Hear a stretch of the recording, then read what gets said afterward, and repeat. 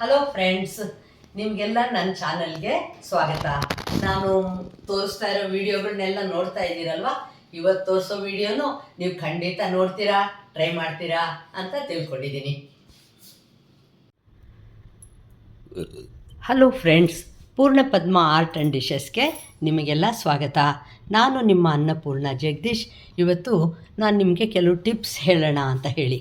ನೋಡಿ, ನಾನೇನು ಮಾಡ್ಕೊಂಡಿದ್ದೀನಿ ಅಂದರೆ, ಈಗ ಹಸಿಮೆಣಸಿನ್ಕಾಯಿ ಇರುತ್ತಲ್ವ, ಅದನ್ನು ಒಂದು ಸ್ವಲ್ಪ ಮಿಕ್ಸರ್ಗೆ ಹಾಕ್ಕೊಂಡು ಒಂದು ಡಬ್ಬಿಯಲ್ಲಿ ಇಟ್ಕೊಳ್ತೀನಿ. ಅದರಿಂದ ಏನಾಗುತ್ತೆ ಅಂದರೆ, ನಮ್ಮ ಮನೆಯಲ್ಲಿ ಸ್ವಲ್ಪ ಖಾರ ಇಷ್ಟಪಡ್ತಾರೆ. ಅದರಿಂದ ಯಾವುದಕ್ಕೆ ಬೇಕಾದರೂ ತಕ್ಷಣ ಹಸಿಮೆಣಸಿನ್ಕಾಯಿ ಹೆಚ್ಕೊಳ್ತಾ ಕೂತ್ಕೊಳ್ಳದೆ ನಾವು ಅದನ್ನು ಖಾರಕ್ಕೆ ಉಪಯೋಗಿಸ್ಕೊಳ್ಬೋದು. ನೋಡಿ, ಅದೇ ಥರ ಅಷ್ಟೇ, ಬೇಗ ಒಗ್ಗರಣೆ ಹಾಕಬೇಕಲ್ವ. ಬೇಳೆ ಎಲ್ಲ ಮಗನಿಗೆ ಎಲ್ಲ ಇಷ್ಟ ಆಗುತ್ತೆ.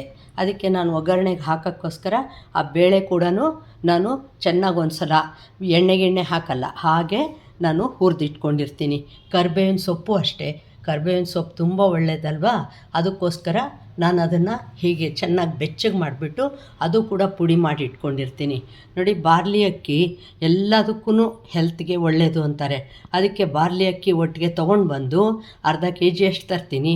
ತಂದು ಚೆನ್ನಾಗಿ ಬೆಚ್ಚಗೆ ಮಾಡಿಬಿಟ್ಟು ಬಾಣಲಿಯಲ್ಲಿ ನಾನು ಅದನ್ನು ಈ ಥರ ನೋಡಿ ಪೌಡ್ರ್ ಮಾಡಿ ಇಟ್ಕೊಂಡು, ಅದನ್ನು ನೀವು ಬೇಕಾದರೆ ಕಷಾಯ ಈ ಥರದಕ್ಕೂ ಬಳಸ್ಕೋಬೋದು. ಇಲ್ಲ ಬರೀ ನೀರಿಗೆ ಹಾಕ್ಕೊಂಡು ಬಿಸಿನೀರಿಗೆ ಹಾಕ್ಕೊಂಡು ಕುಡಿಬೋದು. ಇಲ್ಲ ಅಂದರೆ ನೀವು, ನಾನೇನು ಮಾಡ್ತೀನಿ ಅಂದರೆ, ಚಪಾತಿಗೆ, ರೊಟ್ಟಿಗೆ, ಉಪ್ಪಿಟ್ಟು ಮಾಡಿದಾಗ ಎಲ್ಲ ಒಂದು ಸ್ವಲ್ಪ ಹಾಕ್ಕೊಳ್ತೀನಿ. ಅದೇ ಥರ ನೋಡಿ, ನಮ್ಮ ಅಡುಗೆ ಮನೆಯೂ ನಿಮಗೆ ತೋರಿಸಿಲ್ಲ ಅಲ್ವಾ, ತೋರಿಸ್ತಾ ಇದ್ದೀನಿ.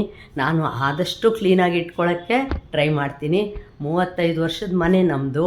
ಅದರಿಂದ ಎಷ್ಟು ಕ್ಲೀನಾಗಿ ಇಟ್ಕೋಬೋದೋ ಅಷ್ಟು ಮಾತ್ರನೇ ಕ್ಲೀನಾಗಿ ಇಟ್ಕೊಳ್ಳೋಕ್ಕಾಗತ್ತೆ. ಏಕೆಂದರೆ ಹಳೇದಾಗ್ತಾ ಎಲ್ಲ ಹಳೇದಾಗ್ತಾ ಇರುತ್ತಲ್ವ. ಅದೇ ಥರ ನೋಡಿ, ಇರೋದರಲ್ಲಿ ನಾನು ಆದಷ್ಟು ಕ್ಲೀನಾಗಿ ಇಟ್ಕೊಳ್ಳೋಕ್ಕೆ ಪ್ರಯತ್ನ ಪಡ್ತೀನಿ. ನೋಡಿ, ಅದೇ ಥರ ಈಗ ಹಿಂದೆ ನಿಮ್ಗೆ ಅನ್ನ ಮಿಕ್ಕರೆ ಏನು ಮಾಡ್ಬೋದು ಅಂತ ಹೇಳಿದ್ದೆ ಅಲ್ವಾ. ನೋಡಿ, ಈಗ ಹೇಳ್ತಾ ಇದ್ದೀನಿ. ಸಾಂಬಾರು ಒಂದು ಸ್ವಲ್ಪ ಮಿಕ್ಕಿಬಿಟ್ಟಿದೆ. ಈಗ ಇದನ್ನು ಹಾಗೆ ತಿನ್ನೋಕ್ಕಾಗಲ್ಲ ಅಲ್ವಾ. ಆದರೆ ನೋಡಿ, ನಾನು ಈ ಸಾಂಬಾರನ್ನ ನೀವು ಯಾವ ಥರ ಉಪಯೋಗಿಸ್ಬೋದು ಅಂತ ಹೇಳ್ತೀನಿ. ಸಾಧಾರಣವಾಗಿ ಎಲ್ಲರ ಮನೆಯಲ್ಲೂ ಅನ್ನ ಒಂದು ಸಾಂಬಾರು ಅಂತ ಮಾಡೇ ಮಾಡ್ತಾರೆ. ಅದು ಇಷ್ಟೇ ಅಂತ ಹೇಳಿ ಅಳತೆಯಾಗಿ ಮಾಡೋಕ್ಕಾಗಲ್ಲ, ಸ್ವಲ್ಪ ಹೆಚ್ಚಾಗತ್ತೆ. ಅದನ್ನು ಹೆಚ್ಚಾಗಿರೋ ಸಾಂಬಾರನ್ನ ಏನು ಮಾಡ್ಬೋದು ಅಂತ ಅಂದ್ಕೊಂಡ್ರೆ, ನೋಡಿ, ಇದರಿಂದ ನೀವು ಆರಾಮಾಗಿ ಬೆಳಗಿನ ಬ್ರೇಕ್ಫಾಸ್ಟ್ ಒಂದಕ್ಕೆ ತಯಾರಿ ಮಾಡ್ಕೊಂಡ್ಬಿಡ್ಬೋದು. ಈ ಸಾಂಬಾರು ಮಿಕ್ಕಿರುತ್ತಲ್ಲ, ಮಿಕ್ಕಿರೋ ಸಾಂಬಾರನ್ನ ನೀವು ಅದಕ್ಕೆ ಒಂದು ಸ್ವಲ್ಪ ಅವಲಕ್ಕಿ ನೆನೆಸ್ಕೊಳ್ಳಿ. ಅವಲಕ್ಕಿ ನೆನೆಸ್ಬಿಟ್ಟು ಆ ಅವಲಕ್ಕಿ ನೆನೆಸಿರೋ ಅವಲಕ್ಕಿನ ನೀರಿರಬಾರ್ದು, ಅದನ್ನು ತೆಗೆದು ಈ ಸಾಂಬಾರಿಗೆ ಹಾಕ್ಕೊಂಬಿಡಿ. ಆವಾಗ ಅದು ಎಷ್ಟು ಚೆನ್ನಾಗಿರೋ ತಿಂಡಿ ಆಗೋ. ನೋಡಿ, ಆವಾಗಲೇ ಹೇಳಿದ್ನಲ್ವ, ಅವಲಕ್ಕಿನ ನೀರಲ್ಲಿ ನೆನೆಸ್ಬಿಟ್ಟು ನೀವು ಆ ಸಾಂಬಾರಿಗೆ ಹಾಕ್ಬಿಟ್ಟು ಚೆನ್ನಾಗಿ ಬಿಸಿ ಮಾಡಿಬಿಟ್ರೆ ಎಂಥ ಚೆನ್ನಾಗಿರೋ ಒಂಥರ ಅವಲಕ್ಕಿ ಬಿಸಿಬೇಳೆ ಬಾತ್ ಥರನೇ ರೆಡಿ ಆಗಿಬಿಡತ್ತೆ. ನೀವು ಬೇಕಾದರೆ ಅದಕ್ಕೆ ಇನ್ನೂ ಸ್ವಲ್ಪ ಒಗ್ಗರಣೆ ಎಲ್ಲ ಕೂಡ ಹಾಕ್ಕೊಂಬಿಡ್ಬೋದು. ನೋಡಿ, ಅದೇ ಥರ ಸಾಂಬಾರು ಮಿಕ್ಕಿದಾಗ ನೀವು ಅದಕ್ಕೆ ಒಂಚೂರು ಈರುಳ್ಳಿ ಎಲ್ಲ ಹೆಚ್ಚಾಕಿ, ಜೊತೆಯಲ್ಲಿ ಹಸಿಮೆಣಸಿನ್ಕಾಯಿ, ಖಾರ ಮತ್ತು ಸಿರಿಧಾನ್ಯದ ಹಿಟ್ಟು ಅಥವಾ ಅಕ್ಕಿ ಹಿಟ್ಟು ಅಥವಾ ಜೋಳದ ಹಿಟ್ಟು ಯಾವುದಾದ್ರೂ ಸರಿ, ಅದನ್ನು ಹಿಂಗೆ ಹಾಕಿಬಿಟ್ಟು ತಾಳೆಪಿಟ್ಟು ಥರ ತಟ್ಬಿಟ್ರೆ ಎಷ್ಟು ರುಚಿಯಾಗಿರುತ್ತೆ ಗೊತ್ತಾ. ಮತ್ತು ಆ ಸಾಂಬಾರಿಗೆ ಸಣ್ಣ ರವೆ ಹಾಕಿ ಕಲಸಿ ಅದನ್ನು ದೋಸೆ ಥರ ಹೊಯ್ದರೆ ಅದು ಇನ್ನೂ ರುಚಿಯಾಗಿರುತ್ತೆ. ಈ ಸಾಂಬಾರಲ್ಲಿ ಮಾಡಿದ್ದು ಅಂತ ಯಾರಿಗೂ ಗೊತ್ತಾಗೋದೇ ಇಲ್ಲ.